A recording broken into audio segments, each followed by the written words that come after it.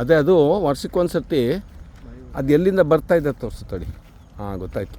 ಅದೇನು ಅಂದ್ಕೊಂಡೆ ಅಲ್ಲ ಬರ್ತದೆ ಆ ಸೈಡಿಗೆ ಬರೋ ತಡಿ. ಹಾಂ ಇದು ಆ ಇರುವೆ ಇವನ್ನ ತಿಂತಾರೆ. So termites R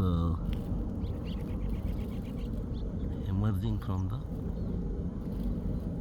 nest and then birds are coming for that. ಅಂದ್ರೆ ಏನಿರಲ್ಲ, ಹಾವಿರಲ್ಲ, ಇದು ಹಾಲಿರುತ್ತೆ.